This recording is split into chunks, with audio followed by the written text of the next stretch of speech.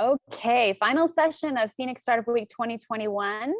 We'll give everybody a couple minutes to join us here. Thank you so much for hanging out with us the whole week. I'm going to introduce Brandon Clarke, founder and CEO of StartupAZ Foundation. He's going to kick us off, and I'm going to bring the rest of our friends up on the stage. So take it away, Brandon. Cool. Thank you, Kate. Hey, no funny comments, and I don't usually do backgrounds, and my face looks weird. And it's Friday. But so first of all, Miss Kate Sieker, take a bow, because this week was badass. I mean, shifting from a typical in-person where everybody gets geeked out to get together, the socialness, all that kind of stuff, but what you pulled off and the teams pulled off this week. So before I get into anything, I just want to recognize you, because doing Startup Week in a normal year is an incredibly heavy lift. Doing it in a year of a pandemic, even though we're coming out of it in a virtual setting, feels like to others it could be super simple. You just sit behind a desk and kind of move things, but the build up and then the execution this week has been spot on. So congrats to you and the team. Thank you. It's my honor. I have a lot of shout outs when I get my 2 seconds. Cool. It's not me at all. It's everybody else, but thank you. Yeah, and it's a good example of, like, I think what we've learned this week, or certainly what I've learned. So real quickly, StartupAZ exists to help keep this event going. We don't put a lot of money into it. We enable folks like Kate and her team to go execute. So to the extent that needed to be clarified, because really our imperative, StartupAZ as an organization, is like, let's just keep the tide, rising. Let's just keep building towards a future where we keep building these homegrown startups that in some cases maybe go raise a bunch of capital and hire a bunch of people. Maybe they exit. Maybe you see some of that talent spill back into the ecosystem, but it starts with something. So the headlines are incredible and seeing big companies like kind of pop up overnight, but the stories behind that all started with somebody with an idea. In fact, the panel right before this was a bunch of folks that just started with an idea, right? And they've built these incredible companies, all of them at different stages. So that's at the end of the day what StartupAZ exists to continue to not just facilitate, but in some cases accelerate. So I've been proud to be part of this work, going on 5-6 years now. Proud to get to know people like Kate and Tommy and Dre, who we're going to hear from in a minute, who are doing incredible work in their own parts of the community. So I'm just real proud this week, just real proud to see the community come together the way they have. Okay, so thank you for that. We're going to talk about Startup Together AZ, because you're at Phoenix Startup Week right now, but what is this thing called Startup Together AZ? So we're going to, let me tee this up. So what happened last year? Oh, a pandemic, right? And we were watching all of our friends suffer. We were watching numbers and news and all kinds of things that were really scary. I know for me, I was, having phone conversations and text messages with people in the community that there were a lot of unanswered questions and a lot of fear. So we got together to talk about what we could do, right? I think Brandon, you and I started talking April-ish of last year about some ideas of how we could support our community and what we needed to do as leaders. What was our kind of our obligation, pardon me, as leaders in the ecosystem. And one of those ideas was this idea of coming together as a state. We know that we have really robust ecosystems in our state, and there's a lot of support in those ecosystems. How big could it be if we all kind of came together? So we called Dre, we called Startup Tucson, we called Local First, we called ACA, we called Flagstaff. Maybe Brandon, what was that? What's your thought when about the Startup Together AZ initiative and how it sort of unfolded for you? Because I know in the beginning it was just very much an idea. Yeah, I think once we kind of landed on the fact that this would have to be a virtual experience this year, it's like, let's blow it up. Like, how do we create more opportunities to connect? I mean, there's advantages around being virtual. There's obvious fatigue. I think we're all a little worn out sometimes from Zoom, especially when we stack them back to back the way we tend to do. But let's do something that is collaborative across the spectrum, because I know there's great things happening down in Tucson. I know there's great things that are happening down in Flagstaff. So from a geographical perspective, let's bridge those divides. Let's try to expose some of that. We're a tight-knit state in that sense. You know, Phoenix being the hub, being what is now the 5th largest city in the country, a lot of activities here, and there's no doubt about that. But there's things that we can learn and leverage from Tucson, and there's things that Tucson can learn and leverage from us. And we can't do that by just, you know, hoping or through a couple of email exchanges. So I think, April, this was an experiment, as is a lot of the stuff that we do. Like, what does it mean if we all came together around a particular month with a focus around, you know, exposing more entrepreneurs, you know, to these different communities? And so I think the question is that we might be able to solve today, or we will solve in the next few weeks and few months, but where do we go from here? You know, what happens next, right? Because everything feels good now and it feels very accomplished, and hopefully Kate and others are kind of exhaling, but the work continues. The work continues to be collaborative and continue to move the needle and push forward. Dre, when we chatted not shortly after that, and I was saying, you know, are you going to do 10 West? What's going on? You know, how can we support each other? What were some of the conversations in Startup Tucson, and how did this month feel to you? What was some of the you know, the feedback that you have? Yeah, thank you. Dre Thompson, Startup Tucson, if you guys don't know me yet. Yeah, I was really excited when you reached out. So 10 West is a 10-day festival that we've done in Tucson in 2019. Last time we had done it, it was 14,000 people, 3,000 people at our conference. So we were just growing and growing. And then thinking about how we were going to pivot that, we actually really wanted to actually narrow it and focus on the folks that have been most hard hit, which was the entrepreneurs. And this is kind of when it starts to get into Thomas and Local First. We actually really wanted to expand our entrepreneurial conference to really focus on Main Street and small businesses. And so that was kind of, so even as we're bringing the state together and our ecosystems together, we're also bringing in small business and startup communities and really seeing that there's an interplay there and how important they are. And at Idea Funding, we did that on April 15th. It was amazing. We really loved it. We had people join from 326 cities around the world. It was amazing. It was so exciting. So that is kind of what you were talking about, Brandon, opening up. There are opportunities there. We had a bunch of people joining in from Phoenix, and that was exciting, and from Flagstaff. So we were really focusing on small business and also creatives and makers and how important they are to our ecosystem as well. So there was a lot of unity of our ecosystems, but then also unity of small businesses, startups, creatives, and makers, and really all the different types of entrepreneurs that we have in our state that make our ecosystems vibrant and a really great place to launch and grow companies. So I loved when you first reached out, we were like, yes, let's do it together. There's like, okay, how can we even expand it bigger? Okay, let's think about Local First. Let's think about other organizations that we can bring in. The ACA did a bunch of small business boot camps this whole week. Moonshot up in Flagstaff was doing biotech boot camp. So we really just built a lot on this idea of expanding the definition of entrepreneurship and expanding our concept of ecosystems too. So that was, we had an amazing time joining all of your events. Such incredible speakers and so much energy that was able to be accomplished. So I was really excited that you joined, and really excited about the future of it and how can we continue to expand. Now that we had so many people joining remotely, it's like, how can we continue that and allow that access moving forward too?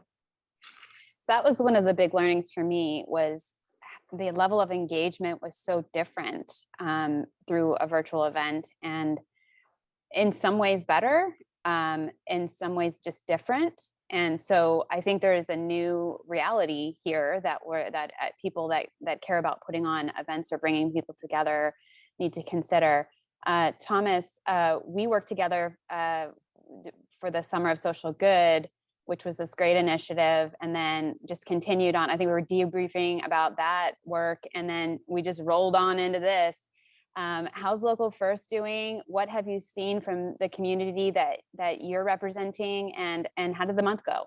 Yeah. Well, thanks, Kate, for your pioneering of pulling this all together. I know that when Kate texts or calls me, I need to answer right away and just follow whatever direction we're streaming down the river.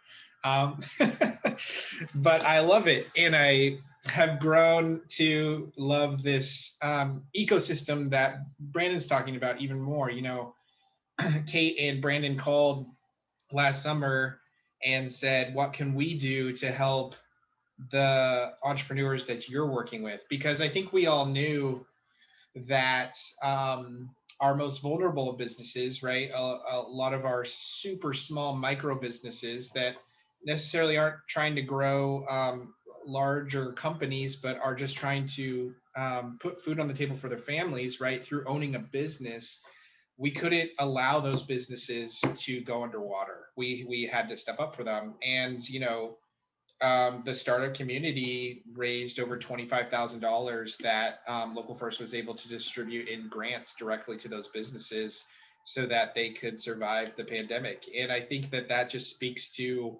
why we're doing this, right? The interconnectedness between the different regions that we're connected to, the different types of businesses we're connected to, all makes this worth it, all makes this important. Seeing Jonathan Cottrell and Jenny Poon and Vincent Orlek all step up and give and their time and dollars and energy, as well as probably everybody on this call today, is what makes this so important.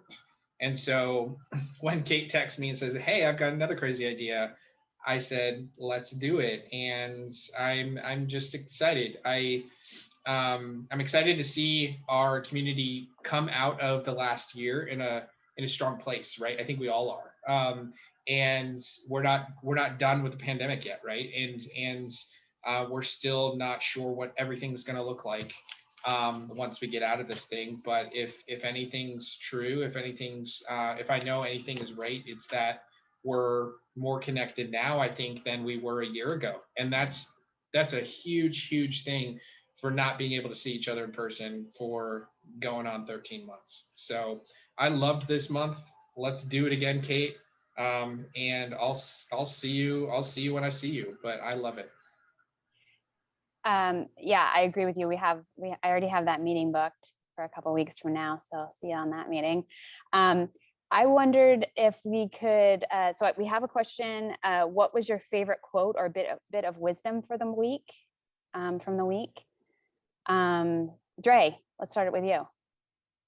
I don't know how I got moderating this. I'm moderating. I think I'm listed as a moderator, but Kate, you're doing great. Okay. So I'm kicking back.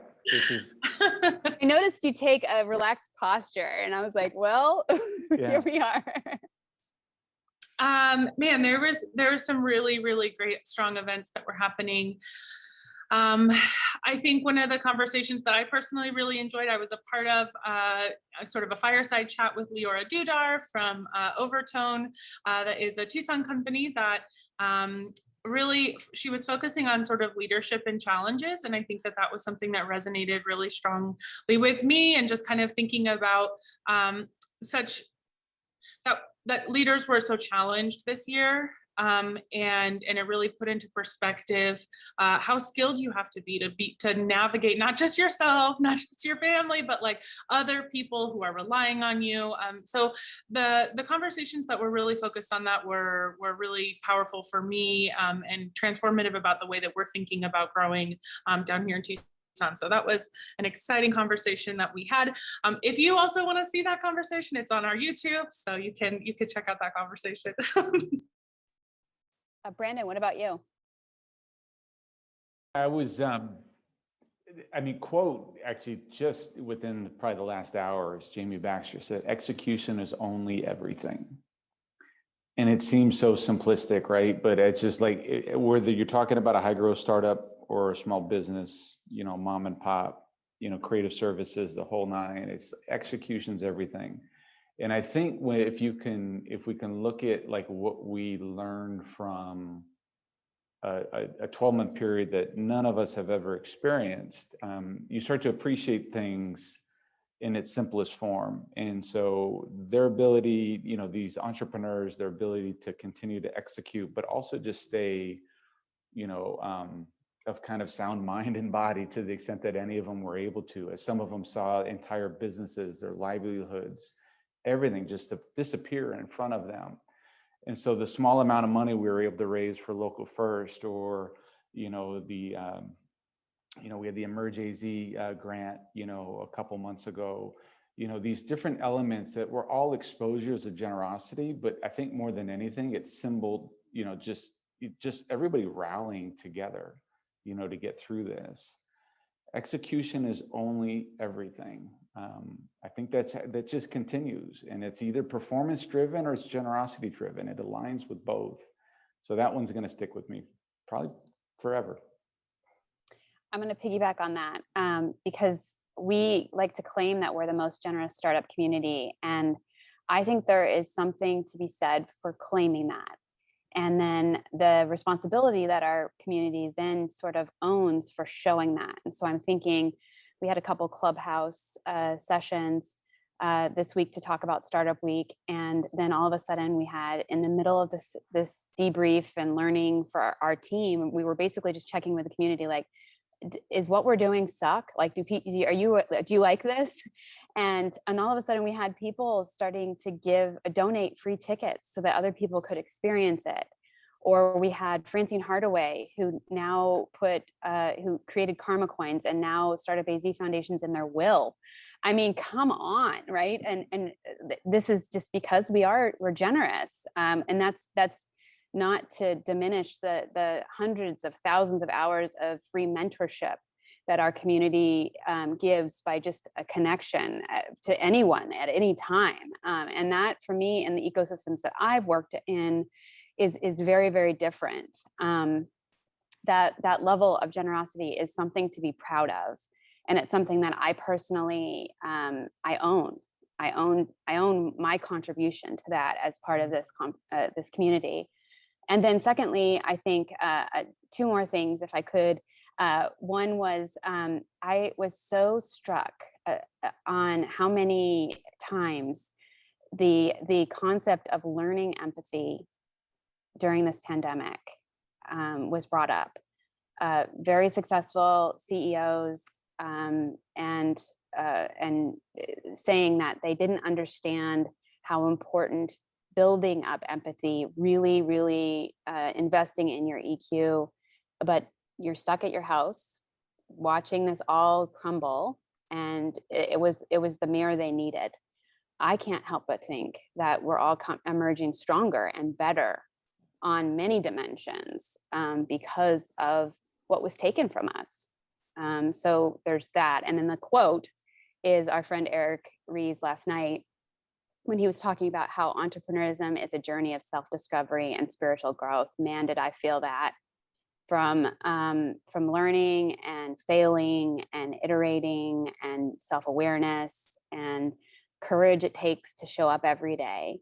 That was really true for me. What about you, Tommy? Ooh, you just outed me as Tommy to like the broader entrepreneurial community, Kate. I'm sorry, Thomas Barr. It's Thomas okay. Barr. It's okay. Mr. Okay. Barr. I'm just joking. You stole mine on empathy, but I loved the conversation that Centauri and Laura and Odine had the other day. And Odine said something, and I was just looking up while you were talking. You can't truly and authentically create change without acknowledging there's a problem. And I think as leaders, as entrepreneurs, as business owners, as people who need to be leading from our values and through empathy, that is something that we have to hold on to and can't forget, no matter how large a company gets, no matter how much you change. And with everything that happened in the past week with Basecamp and everything like that, I think it's just another call for us to remember that we have to lead through our values and hold each other accountable to it. So that was huge. I personally think that we need to be the change in the world that you want to see, and that was the catalyst for the phone calls to everybody on this call as well. That we have an imperative. Brandon, what other questions did you want to ask? Because I don't want to take away your whole thing here. Yeah, no, I mean, I guess I was a little bit curious if we could step out of the month for a bit, and for, you know, these two leaders that are with us, and for you, Kate, for sure, you know, what did you learn about your communities this past year? I think we're all kind of coming down off of this, you know, things feel better, you know, there's vaccines, there's lots of different things, you know, for us with kids, you know, they've been back to school, although now we've got to gear up for summer break and all that kind of nonsense. But, you know, what did you learn from your community, you know, that you didn't know, you know, beyond 12 months ago? I'm curious to get your thoughts. Dre, do you have anything on that? Yeah. As part of our event, we put on this part that ended up kind of being one of my favorite things. We had just a community-wide call for resiliency. So we wanted to hear stories of resiliency. We wanted to just have people nominate people that had been doing really creative things, you know, under the radar in a lot of cases. And that was such a moment of learning for me. That many of these companies I had never heard of, I didn't know, but they were doing extra. We had an orchestra who built a bubble, like an NBA style bubble, and was creating this amazing music because they felt like music was really important for people, and a lot of their audiences were really disconnected. And so they felt compelled to take extraordinary personal sacrifice to continue to create. And I think that story, and there were so many ones where you're like, what? People are nuts. They're being so creative. They're taking such a difficult and challenging situation and innovating in ways. And it was actually not just for startups. We had a small business and a creative one as well. They were one of the creative companies. And I think that kind of circles back to what you guys were saying. When people are driven by the work that they do, and they really understand the value of what they're providing to the community, I mean, that's where a lot of the innovation came from. So that was something that I really learned is, you know, obviously technology companies are sort of known and branded for innovation, but there's so many ways that that creatives and makers and small businesses are innovating, but driven really from their passion for their customers and driven for creating and getting their message out. So that was one of my favorite parts of it, because we were able to gift these amazing companies with cash, which is great, but also tell their story and really highlight, because we needed those positive messages. I mean, there was definitely some times, and it kind of went up and down, right? The experience of the pandemic at the beginning, you're like, okay, we got this, isn't so bad. And then it was like, oh no, this is really bad. I hate this. And then it was like, okay. So in all these different, you know, this collective experience that we were having, the ways in which people just consistently showed up for each other, consistently showed up for their community. There were points where I really needed to hear it. And so providing an opportunity to hear those stories was really an important part of my experience of this month, and just kind of more broadly of this year. Man, I love that. Thomas? Hard to narrow down on one thing. I think what I learned is what a responsibility we have to figure out how to work together. I mean, the disruption of markets, the disruption of the way we lived, caused us to fight or flight, and I saw so many of us come together, you know, and come into the fight to figure it out. And I don't think it was just because maybe it was natural for some of our organizations we represent, or the people that we are, the businesses that we've built, but I think it's because we all recognized that it was a responsibility if we wanted to have the community that we're proud of. You know, and growing up here, people didn't used to be proud of this place. Mm-hmm. I'll tell you that much. I remember people not being able to wait until they could leave Arizona after graduating high school or college. And now we have a place that people are actually proud of, incredibly proud of. And And I think I learned that through growing that pride, we've grown a community that feels responsible for itself. Yeah. And that makes me even more proud. Tommy, as a native, I love that. And I couldn't agree more. And I was that right after college. Take me to the coast, and a few years later I was back. So no, that's good. Kate, what about you? What did you learn? The thing that sticks with me the most as I was thinking about this is I learned a lot about humanity in general. People are good, and people, the lion's share of people feel a responsibility to take care of each other. And I can think of countless examples of how people dug into their pockets and took out their last $10 and gave away 5 or 10, that, I'm thinking about my team right now that was signed up to organize a virtual conference because we made a pitch that our community needs it. And that was, we had people going through cancer treatments. We had people losing family members. We had, people losing jobs, getting married, having babies, and still coming in and giving of their time and energy and with open arms. I mean, come on, right? If this isn't hope, if this isn't inspiring, if this doesn't give you confidence and a sense of compassion and purpose, that's all you need in life. I feel that, and so a little energy to get up every day and do your best. Yeah, so good. Having a baby, who was that?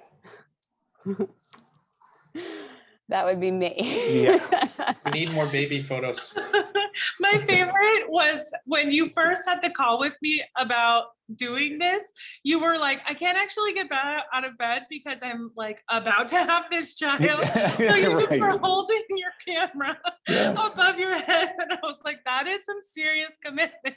Right. It's like, this baby's like 5 minutes away from being born. And you're like, no, I'm still going to do this meeting. Like, let me hop on this Zoom right quick.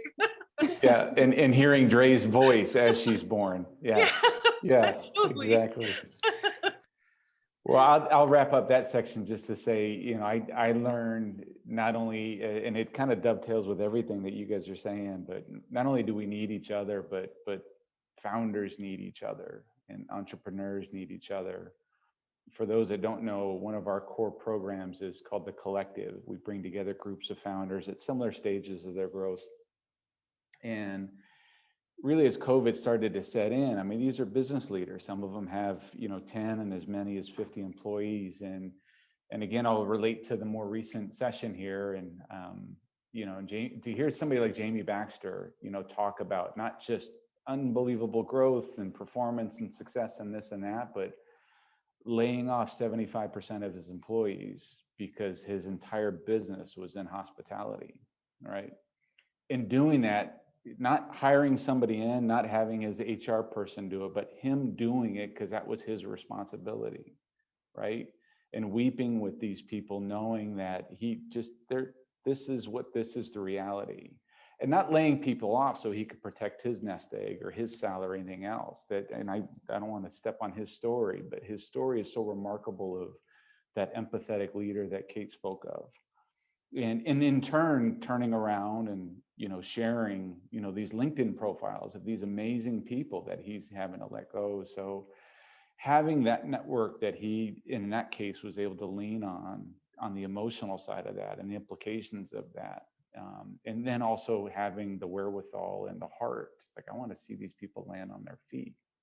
And now being in a position where in some cases he said hiring them back. So founders, humans first, founders, company builders, not realizing they've got all the answers and realizing they need each other and being vulnerable through that.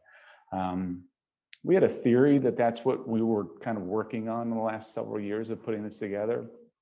Never been more apparent than this year. So it was good stuff. Kate?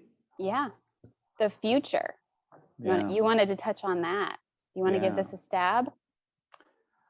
You know, I'll just say this, you know, shame on us if we're looking at this a month, 6 months, 12 months from now and thinking, hey, remember that cool thing we did in April where everybody kind of came together? I can say shame on us on a lot of things that we've learned throughout this last 12 months. You know, there's learning and then there's doing, you know, taking those findings and doing something against that. So I would love to see how we can continue to collaborate across the regions. How we can continue to learn on and lean on, you know, each other through this. So what that looks like, if April continues to be the month for entrepreneurship across the state, let's do it. And how do we make this sucker bigger and better next year, right? How do we make this an attraction point? To Tommy's point earlier about people wanting to leave. People want to be here. Okay, we're no longer known for our politics and some, you know, ass backwards, you know, legislation. This is an attractive place to be and to live and grow and to raise kids and all those things. So these types of experiences and showing this cross-state collaboration will only continue to make this an even more attractive place to be. So I don't know what it looks like. I leave it to smart people like y'all to figure that out. But again, shame on us if this is just one blip. I don't think it is. I think there's a lot we can do and continue to grow from here. I think I posted something after idea funding where, you know, I was looking at this map and all over the entire globe, there were folks that were tuning in. And I'm sure the analytics for Phoenix Startup Week is the same. And I kind of posted this thing like the eyes of the world are on Arizona right now. And I mean, there's not a week that doesn't go by where Arizona isn't hitting these top metrics of growth and some of the fastest recovering one of the fastest recovering states. We recently did a remote worker incentive program, and there were so many people who wanted to live in Tucson. It was amazing.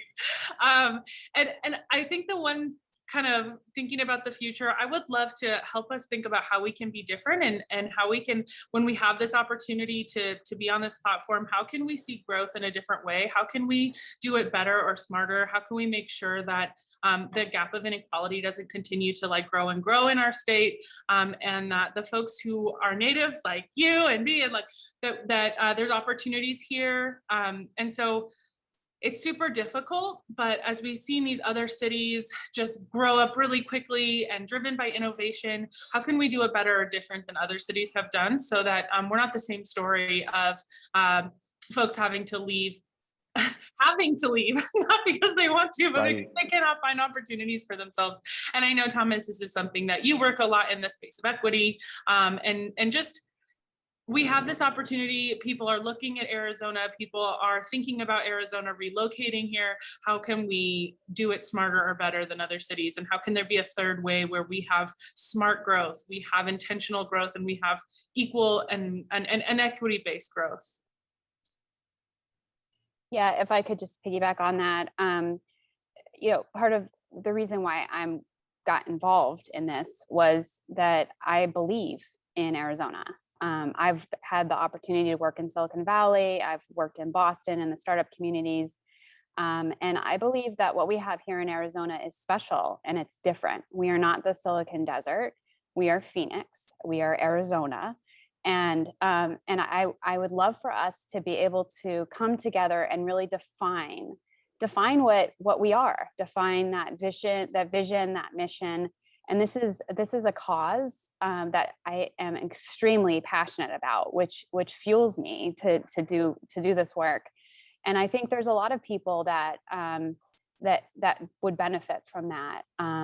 And certainly, as soon from my work with other startups in a people operations and HR perspective, I know that as soon as you have agreement and buy-in on a vision and a mission, that's when the real work starts. So everybody that's listening to this and watching this and being and is an active member in our community has an equal stake in what that looks like, and you're invited to participate in that. And so I get really excited for what the potential and the possibilities could be from that. And diversity and inclusion, amen. The proudest moment on my team this year was when a teammate approached me and another teammate and asked questions about diversity and inclusion.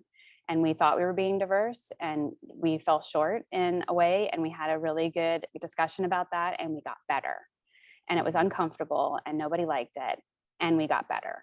And I have never been prouder of any startup week that I've ever been affiliated. And it was because of that. And I learned a tremendous amount. And so what if Arizona could be known for its diversity? What if it could be known for generosity and diversity? This is what is very achievable for us. What do you think, Thomas, sorry. It's okay. Either one works. It's fine. So I'm gonna pose a challenge and an idea.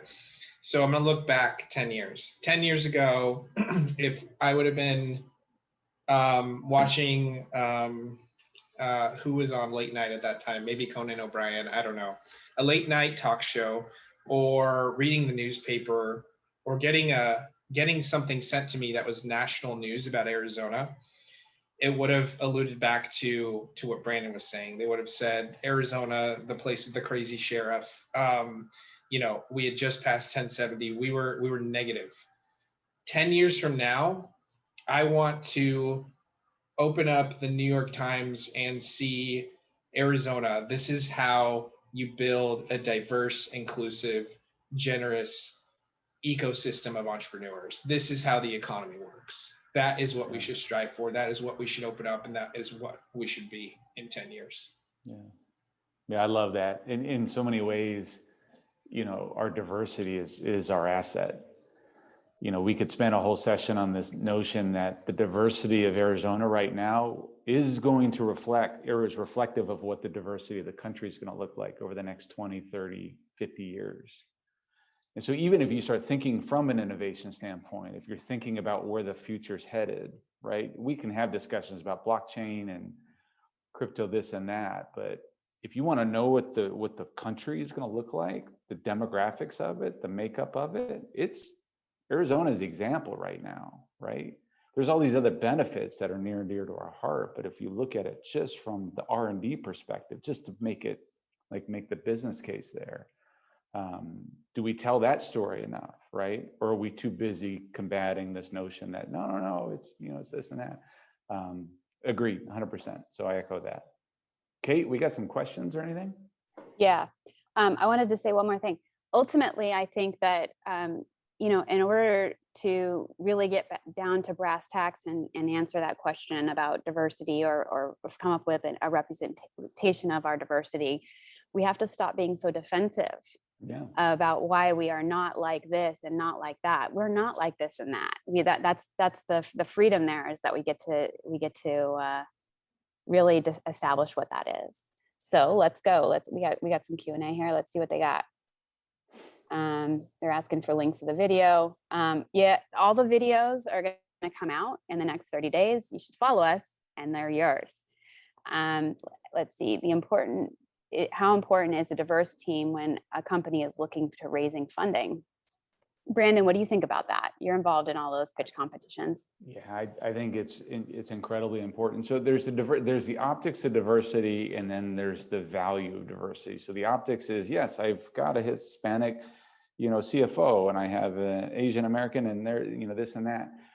The diversity, and I can't emphasize this enough, having a diversity of thought, not just among your leadership, but among your teams, is essential. We strive for it in our work around building these cohorts, diverse CEOs. Yes, there's more density, and just the math is higher of white males starting businesses, tech startups primarily. But if we just build cohorts of white males, it's a narrow, no offense to white male, I happen to be one, but it's a single-minded approach to company building, and you need that diversity of thought. So investors should absolutely be looking at the diversity of the team, because it should be reflective of a strong core value around the type of company that this founder who's pitching this business is trying to build, and how they're paving the way of creating an environment where inclusive thought and inclusive problem solving and all those things play an important role. So I don't know how many investors look at it from that perspective, I know that a number that we work with directly as it relates to some of the companies we work with, it's something that they're acutely aware of. So it's important. I think what's important is not just looking at it from a benefit of investing, but a benefit of your product and your service. Right. Like, it's not just like, oh, what are the optics of this, or what's the affirmative action numbers that I need to be aligning to? It's now I have a different understanding of my customer base. I have a different point of view of a different skill set, different life experiences, and you are better in every way because of the diversity. Helps you build a better company. Mm-hmm. Period. Yep. Yeah, there's some really amazing research that's coming out right now. There was just a McKinsey and company report that was talking about just how much more competitive and how much more successful companies are that have gender and ethnic diversity in their highest levels of their organization. And so there's just a lot more companies are actually looking at that as a metric of success because the numbers are there, and it's just they come up with more innovative ideas. There are a lot more they're quick. Companies that are female-led or have a female founder are much more likely to quickly hit measures and metrics of success. So that's just growing as just a key indicator. But even more, I think that's like when we talk about positioning of Arizona, like if we have that metric as an incredibly diverse ecosystem where entrepreneurs of color are able to access capital and have access to growth, I think that's a competitive edge. And so I think that it makes sense, not just because it's like the right damn thing to do, but it's also like great business.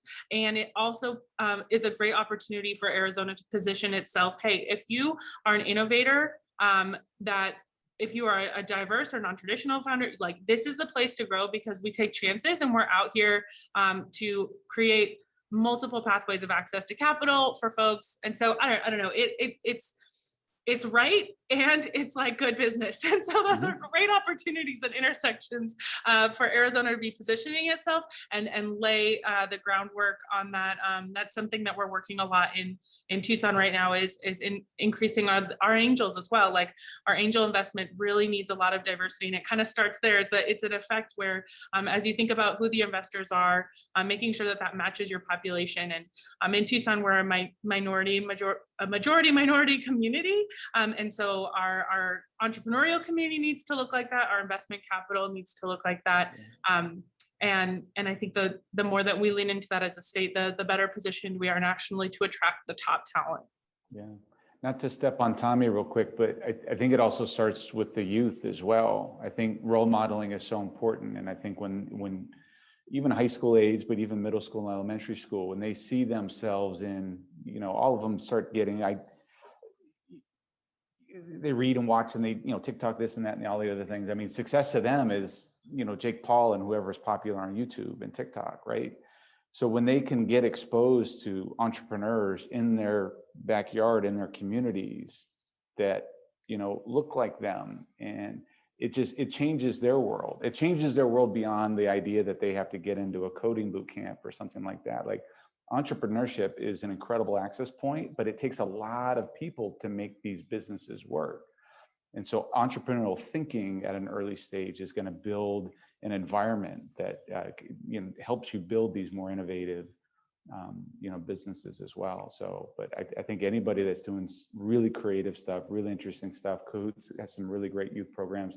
I know Local First does. I know Startup Tucson's doing some things with students down there, but and that's always been the hard part, I think, with this region is looking into the future, because this is our future workforce. We inspire them now, they stick around. I think you guys covered it really well. I was just talking to someone else about this a little earlier today, and I mean, we're more diverse than ever before, right? The makeup of our workforce is more diverse than ever before. So when I think we think about building companies, we have to prioritize diversity from the very start in order to ensure that we're building equity, true equity, right? Social equity in the company. And I think that's a commitment and a responsibility. We have to demand it. Awesome. We have one last question, and I'm going to selfishly steal the stage. it says, let's see, what's the most important problem that Phoenix Startup Week team is facing when we look to the year ahead, and what is the help you need from the community? It's so funny you ask, right? We need sponsorship and we need support. Sponsorship can look like a couple of different things. We need company sponsors that will have budget to sponsor an event, and it is really apparent to me at the end of this week that we are going to have a hybrid model going forward. Not only that we are going to have to, but that is how we reach our community. That is what our community needs, and that is our imperatives to solve for that. So company sponsorship, volunteer hours. We have an amazing team of 14 people that I'm going to do a shout out to here, that have been working tirelessly. It takes a lot of man hours. If you subscribe to the StartupAZ Foundation newsletter, there was a great article on how many man hours the last 7 years have taken, and it's in the thousands. I think it might even be 3,000 to 5,000 hours of volunteer time to provide you this event. And then it's an interesting, how to make this event, continue is a question that we ask every year. And thankfully we have, the incubation of StartupAZ Foundation, and I'm certainly spending a lot of time answering that question for myself. And so as you have connections of companies or people, phxstartupweek.com is our website, and you can go ahead and send us a note. But if I could just have some time to call out the amazing team that does more than I could even imagine. I couldn't even imagine of like where I would be without these people. So by name, Forbes Shannon, he's been on the team for multiple years now. He's like a little brother to me. I love him. Haley Ringel from Digital Airstrike was on our team. Daphne Dixon, she's the one that's doing all of the editing of the videos for you and did all of the wonderful art that was on social media. Of course, Vincent Orlek, who you guys, I don't even know how he does all of the social media that he does. He says the right thing. He has all the cool graphics. I don't know. I just show up when he tells me to do stuff. Jack Dorney, Huva is like only running because of that man. He worked around the clock for us. JC Smith, I'm at UAT. She's sitting right here. I would not do this unless she was sitting right there. I came all the way here. It's the first time I've really left my house. We are so appreciative to her and UAT. Christine Whittable, Adam Ward, John Basha, all helped us with emails and organizing operations. Hillary Kuhn, another one.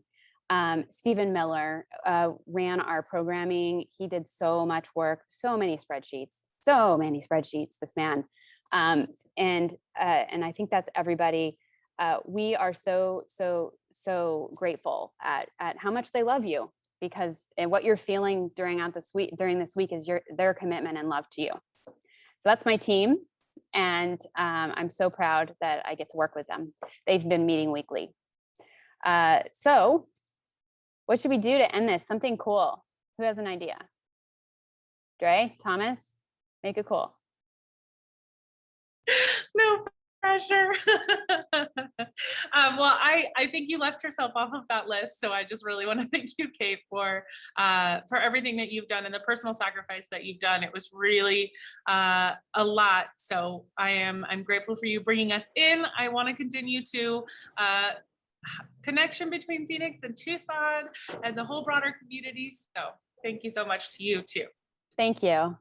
I think that one of the biggest compliments I got so far this year was an anonymous person that I didn't even know sent me a note anonymously and said, thank you for this, or bringing down walls that didn't need to be there. And I didn't know I was doing that. I just thought I was doing a little act of connecting to bring hope because we were all scared. That was really literally my intent from my house. So let's all think about how we can take down the walls that don't need to be there and build up our state and work together to build up our state to be the amazing thing that it is. And if you haven't noticed, if you're trying to do anything with your house right now, lots of people are noticing how great our state is, and real estate's crazy and people are moving here. And we have so many things in the plus category. And let's capitalize that and move forward. Indeed. Okay. Let's keep building. If I had a cocktail, I would do a cheers, but I don't, but it's about that time. So, Okay, water bottle. yeah, indeed. Cheers. Cheers. Appreciate all you. Yes, thank you so much. And follow us on social, and there will be more. We will be back, I promise. Indeed. Thank you for everybody. Thank All you. right. Be well, Take care. everyone. Go build. Bye, everybody. Bye-bye.